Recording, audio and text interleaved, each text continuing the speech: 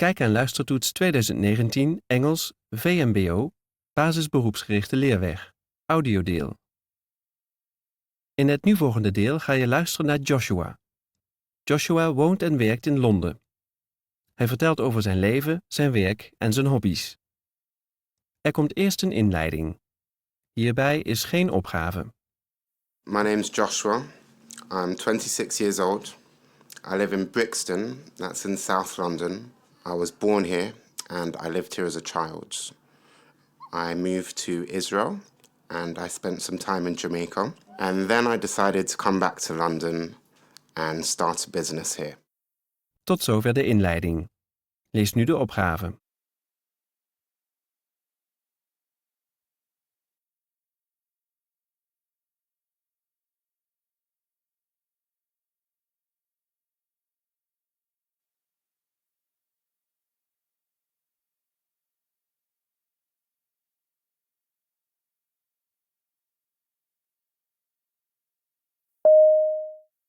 Finding somewhere to live in London is very difficult. There's a housing shortage and rent is very expensive compared to your income. But luckily I found a very nice house, sharing with other people. That was a difficult experience. I had always had my own space, but I think it was the best thing to do in a new city because that way you can make a lot of new friends and meet people and go places and see the city again. Some of my closest friends in London now are people that I met through flat sharing and living together with them. 1.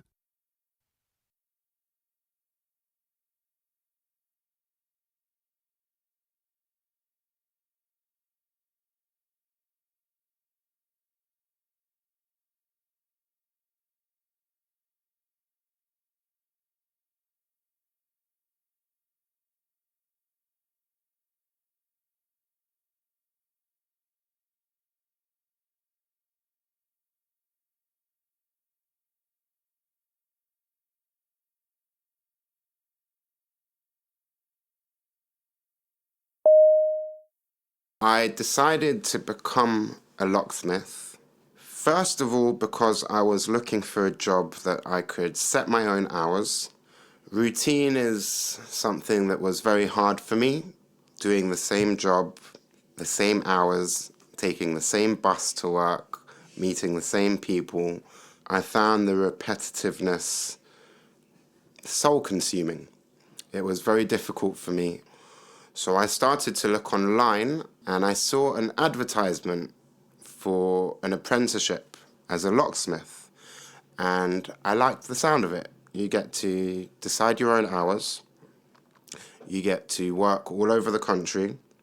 You get to meet different people every single day. I was trained for free and I only needed to buy my tools. 2.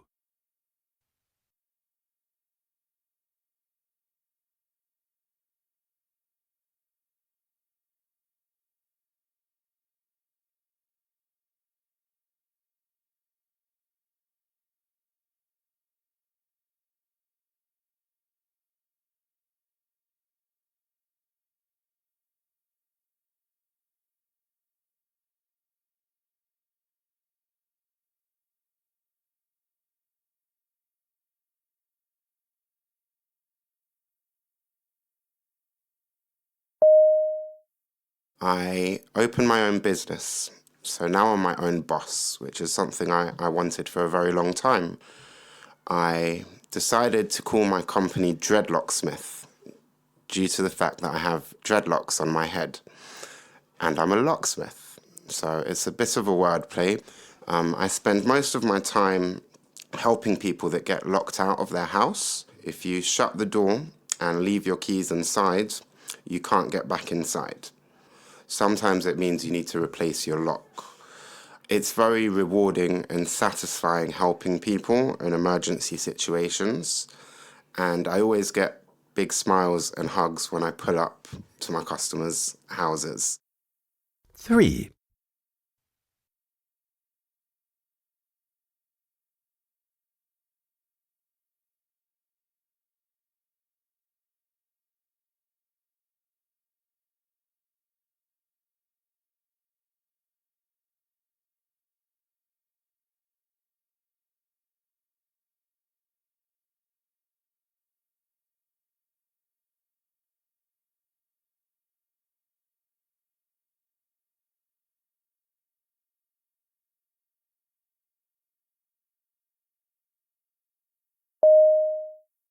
I enjoyed the idea of not only having freedom, but doing something that's actually helping people in an emergency. I might not be a doctor, I might not be a fireman, but I do save people in a time of an emergency, which is quite satisfying. I invested about €5,000 buying a car, getting my license, and buying various tools, printing business cards and creating a website. Once that was up in the air, business started to come in. 1 week could be very busy. The next week could be completely quiet with no work at all. The mornings could be very busy one day, and the evenings could be very busy the next day. 4.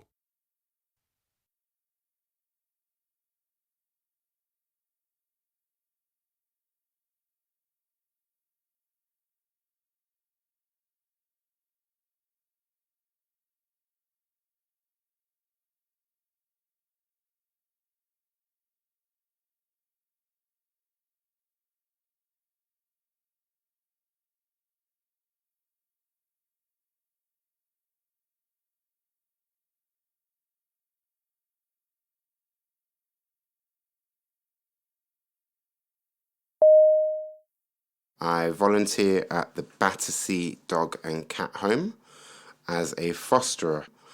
There are many stray dogs in England. A lot of them end up in dog shelters, and it takes time before they can be rehomed and adopted by loving families. And in the meantime, I take care of them and help train them and look after them until they're ready to be adopted. It's a new experience for me. So far, I'm enjoying it a lot. I currently have my second dog. He's called Bernard, and he's a very big dog. He's a lot to handle. He wakes you up in the morning when he's ready to go out, and he will pull you by your socks to make sure you get out of bed. 5.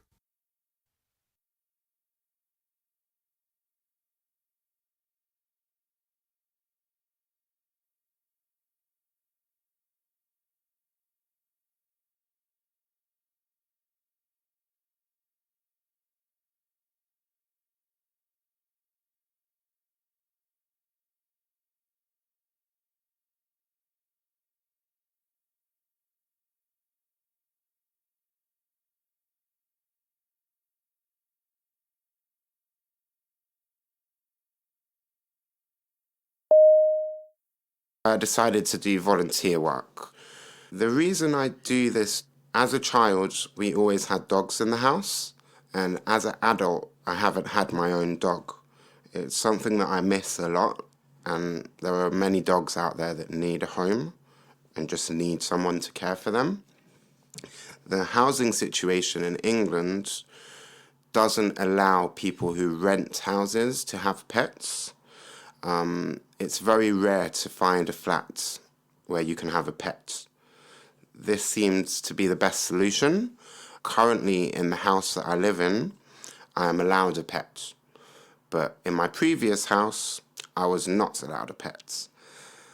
I'm only staying in this house for another year. It wouldn't be responsible to take a pet and in 1 year have to give it up. 6.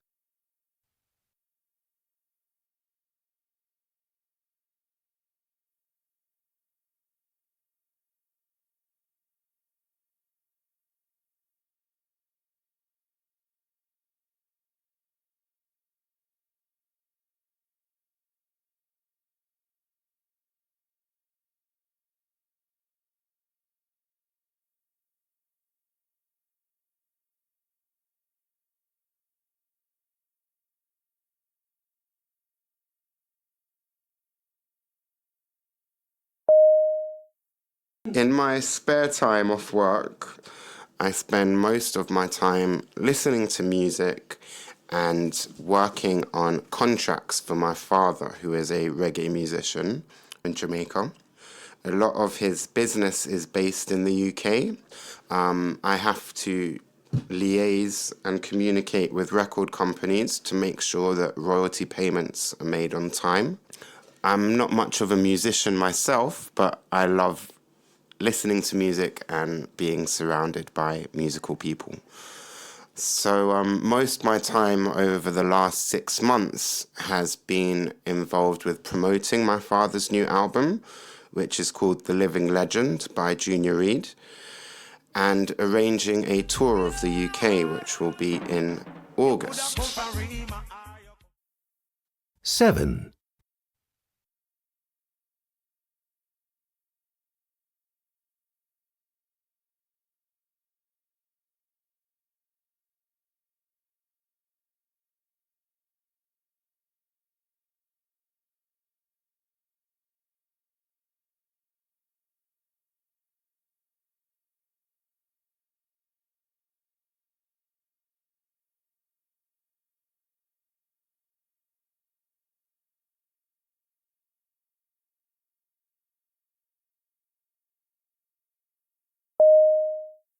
I travel with my father, Junior Reid, on tour, sometimes in Europe, sometimes in the UK, depending where he is and if I have time.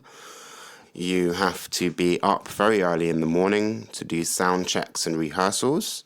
Then you go back to the hotel to freshen up. In the evening, you would come to the venue to do your performance.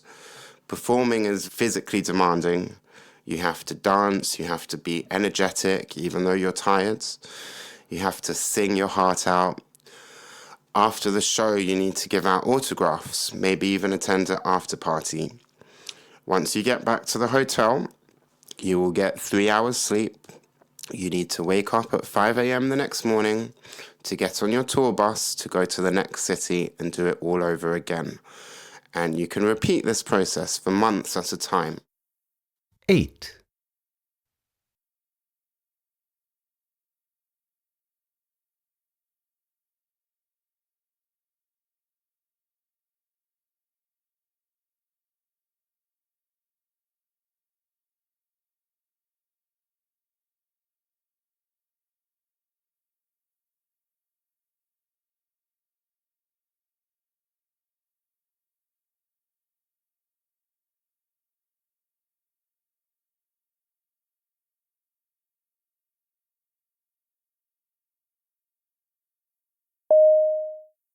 Both of my brothers are reggae artists, Young JR and Juju Blood, and they are starting to make a name for themselves now. They've released their debut albums and they're charting. They're starting to do shows outside of Jamaica.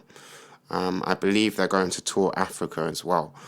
And it really helps you believe when you see it with your own eyes that hard work can achieve anything.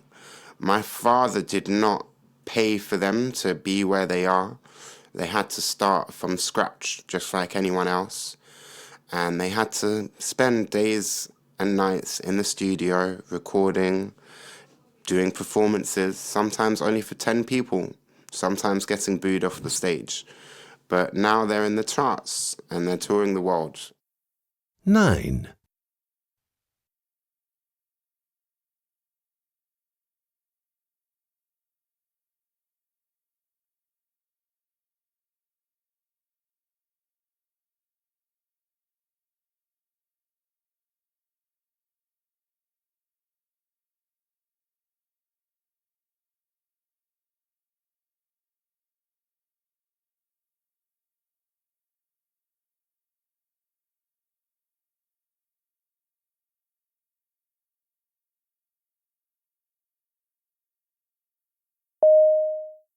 Here in England, you're born into your football club.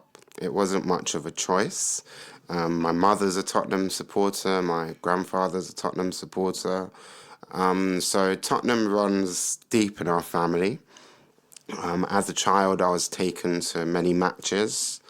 I was taken all over England to away matches. And my aunties had season tickets for White Hart Lane, which is Tottenham Stadium. So we used to spend a lot of time around the team.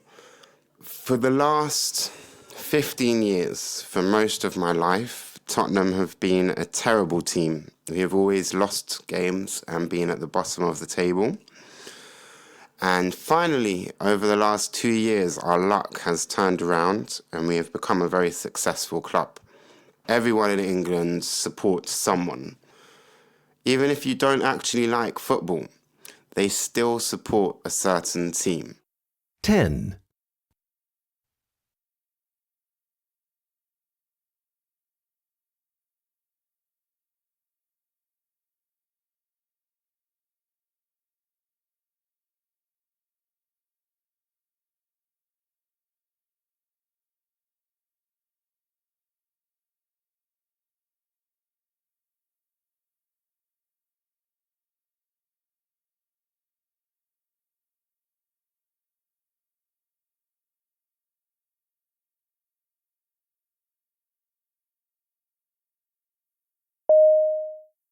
England used to have a very big problem with football hooligans.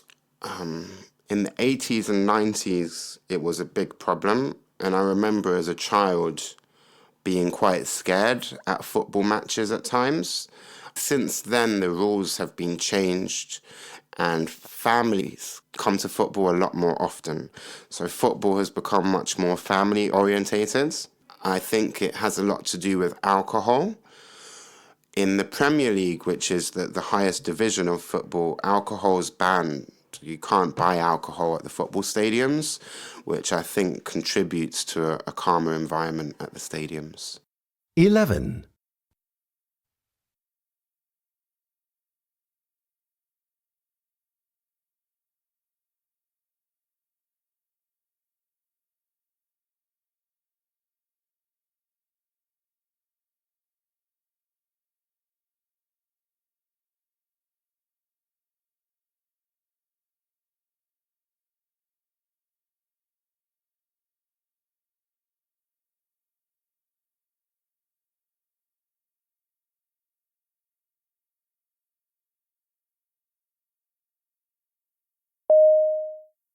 I decided to become a vegetarian 11 years ago. I had a near-death experience, and while I was lying in the hospital bed, I decided I needed to make certain changes in my life to improve my body and my spirit. And I came to the conclusion that I do not want foreign blood or a foreign animal inside of me. I disagree with eating meat every day. I don't think our ancestors ate meat every day. And human beings have become accustomed to eating meat every day, which is not healthy nor necessary. 12.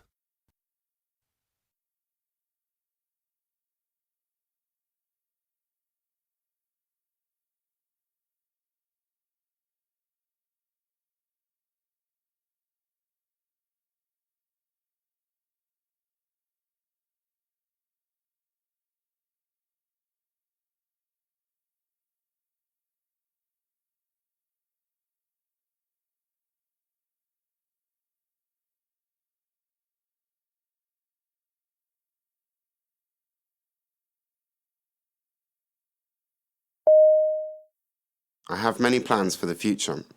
I have ideas for a business in Holland. I would like to open a restaurant in Holland, a Caribbean restaurant. Many people want to visit Amsterdam once in their life. I think the variety of food that you can get in Amsterdam is very disappointing. Many people come to Amsterdam to explore alternative cultures and activities.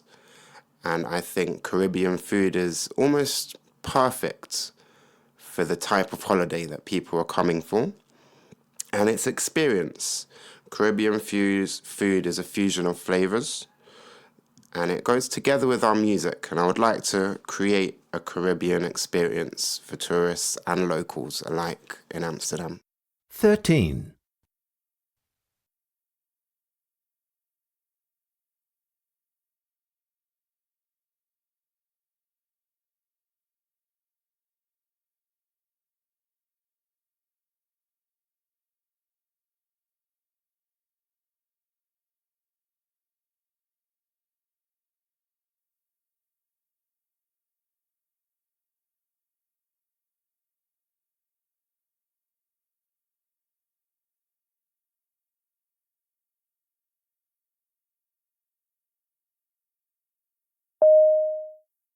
U gaat nu luisteren naar een aantal nieuwsberichten.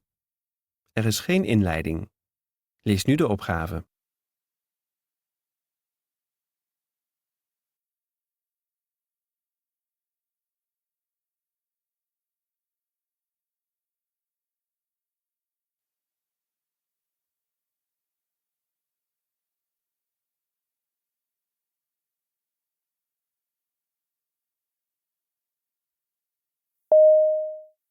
Warnings have been given today about the weight of backpacks for high school children. According to Dr. Karen Jacobs, who did a study for the University of California, backpack loads are responsible for a significant amount of back and neck trouble in children. A third of kids aged 11 to 15 report back pains. Since 1998, we've noticed backpacks getting bigger and heavier, Dr. Jacobs said. Schools have become more crowded and there simply isn't enough room to give every pupil a locker. This means that children have to carry more weight around with them all day. Rob Danoff, who is a doctor in Philadelphia, stresses that proper fit and design are important. Furthermore, a full backpack should be no heavier than 10 to 20% of a kid's body weight. 14.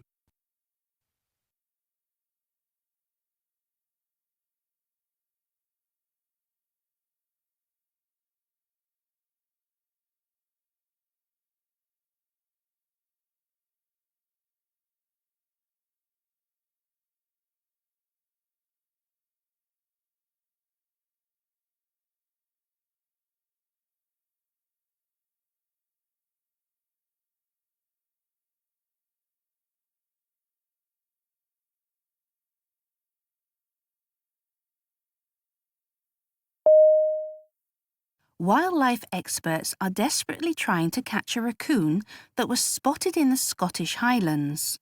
The animal may have escaped from a wildlife park, or it might have been kept as a pet and run away. Experts are warning people not to approach the animal because raccoons have a nasty bite.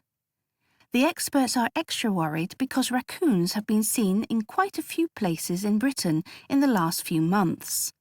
They explain that if raccoons start to breed, there will be an epidemic. It is one of those animals that will cause problems, so action must be taken now. Raccoons can carry diseases such as rabies. They can have a damaging effect on native wildlife, such as frogs and toads, and also birds because they raid their nests. 15.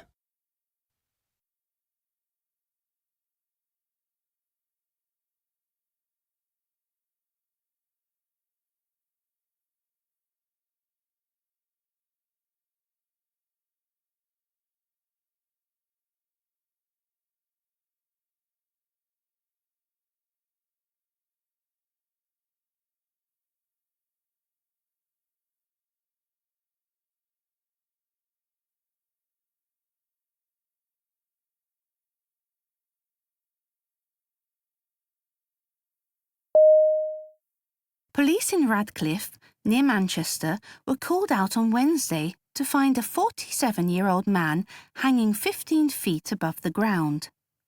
The man's head was firmly wedged inside a small window. His knees were placed on the sill and his legs were dangling below. The unlucky man got himself stuck in a second-story bathroom window during an attempted break-in.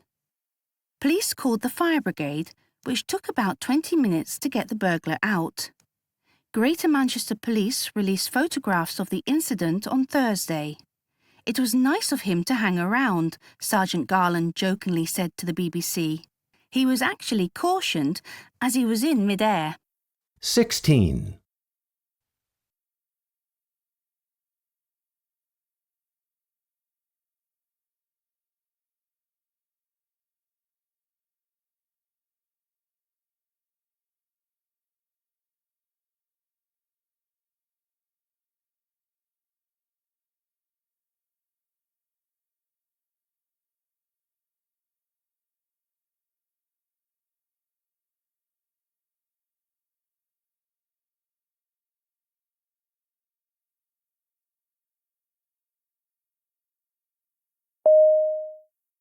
Every year at the All-Star basketball matches, a lucky fan is picked from the crowd and given one chance to score and earn a lot of money. But for 12 years running, not a single fan managed to do so. Then, 27-year-old Thomas Burrow, an unemployed amateur basketballer, was picked and given just a single shot from the center of the court, a shot that even a basketball legend like Michael Jordan would struggle with. Burrow had visited the All-Star game for years, always hoping to be picked. This year his luck turned, and with an amazing shot he earned himself 100,000 euros. Burrow said he is planning to use the money to pay off his debts before going on a trip around the United States. 17.